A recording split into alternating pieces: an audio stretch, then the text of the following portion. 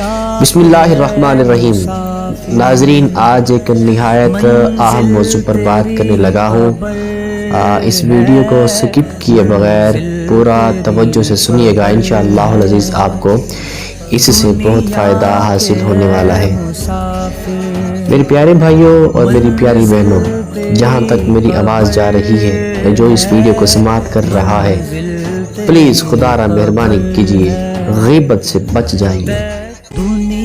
خاص کر یہ بیماری خواتین میں پائی جاتی ہے، جہاں چار بہنیں مل بیٹھتی ہیں، جہاں محلے کی چار عورتیں مل بیٹھتی ہیں، تو وہاں لازماً کسی مرد کی برائی ہو رہی ہوتی ہے یا کسی عورت کا گلہ ضرور ہو رہا ہوتا ہے۔ اکثر خواتین اکٹھی ہوتی ہیں تو فلاں کے گھر میں یہ معاملہ چل رہا ہے، فلاں کی بیٹی کا فلاں کے لڑکے کے ساتھ یہ معاملہ چل رہا ہے، ٹھیک ہے جی۔ تو ایسے معاملات لے کے بیٹھتی ہیں اور سر جوڑ کے بیٹھتی ہیں، اور ان کا سارا دن اتنی کاموں میں گزر جاتا ہے۔ اور یقین جانیے، ان کی مجلس میں اگر ایسی باتیں نہ ہو تو ان کو مزہ نہیں آتا۔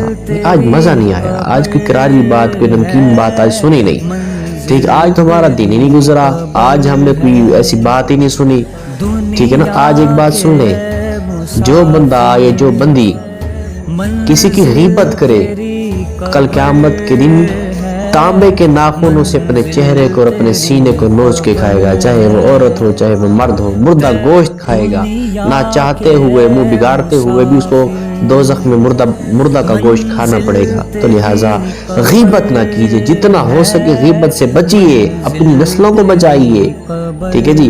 حضرت لیث رحمۃ اللہ علیہ فرماتے ہیں کہ میں غیبت کو زنا سے زیادہ سخت سمجھتا ہوں، 100 مرتبہ سے زنا سے بھی زیادہ سخت شمار کرتا ہوں، ٹھیک ہے نا۔ تو ایک حدیث مبارکہ آپ کو بتاتا ہوں کہ آپ اس عمل کو کریں، انشاءاللہ العزیز آپ غیبت سے محفوظ رہیں گے۔ جب کسی مجلس میں جائیں، جب کسی محفل میں آپ جائیں تو یہ دعا پڑھ لیا کریں، بسم اللہ الرحمن الرحیم، صلی علی محمد، اللہم صلی علی محمد۔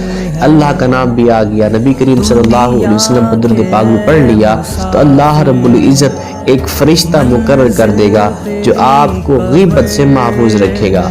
اور پھر جب اس مجلس میں جتنی دیر آپ بیٹھیں، آپ کو فرشتہ غیبت نہیں کرنے دے گا، اور جب آپ اٹھ کر چلے جائیں تو پھر یہی دعا پھر پڑھ لیں، بسم اللہ اللہم صلی علی محمد، یا بسم اللہ الرحمن الرحیم اللہم صلی علی محمد۔ تو اللہ تبارک و تعالیٰ فرشتے کی ڈیوٹی لگا دے گا کہ آپ کی محفل کے جتنے لوگ بیٹھے ہوئے تھے، آپ کی پیٹھ پیچھے آپ کی غیبت نہیں کریں گے۔ اور اکثر مردوں کی مجالس میں علماء کو برا بلا کہا جاتا ہے، علماء کو گالیاں دی جاتی ہیں، حفاظ کو، قاریوں کو گالیاں دی جاتی ہیں، خطیبوں کو گالیاں دی جاتی ہیں، انہیں برا بلا کہا جاتا ہے۔ تو یہ بات یاد رکھیں، نبی کریم صلی اللہ علیہ وسلم نے فرمایا، جو بندہ علماء کو برا بلا کہے گا، کل قیامت کے دن اس کے چہرے پر لکھا ہوا ہوگا، یہ بندہ اللہ کی رحمت سے مایوس ہے۔ قرآن مقدس میں اللہ رب العزت نے ارشاد فرمایا، وَلَا يَغْتَبْ بَعْضُكُمْ بَعْضًا، ایک دوسرے کی غیبت نہ کیا کرو۔ غیبت ایک ایسی روحانی بیماری ہے، یہ آپ کے گناہوں کو ایسے کھا جاتی ہے جیسے آگ لکڑی کو کھا جاتی ہے۔ تو لہٰذا بندہ جس کی غیبت کرتا ہے، اپنی نیکیاں اس کو دے رہا ہوتا ہے۔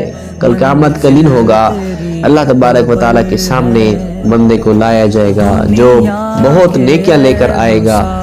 پوری حدیث ہے، میں آپ کو غیبت کے متعلق بتا رہا ہوں، لیکن پوری حدیث ہے، لیکن میں اس کو چھوڑ رہا ہوں، میں صرف غیبت کے بارے میں بتا رہا ہوں کہ بندے کو لایا جائے گا جس کے پاس بہت ساری نیکیاں ہوں گی، لیکن نیکیاں ہونے کے باوجود جب حساب کتاب ہوگا، کسی کا حق مارا ہوگا، کسی کے ساتھ زیادتی کی ہوگی، کسی کے ساتھ جھوٹ بولا ہوگا، کسی کی غیبت کی ہوگی، حضرت اس کی نیکیاں ان کے نام اعمال میں ڈالی جائیں گی۔ ایسے ہی جو بندہ غیبت کرتا ہے، اس کی نیکیاں اس کے خاتمے میں ڈال دی جائیں گی، اور جب وہ نیکیاں ختم ہو جائیں گی، پھر اوروں کے گناہ اس کے خاتمے میں ڈالے جائیں گے۔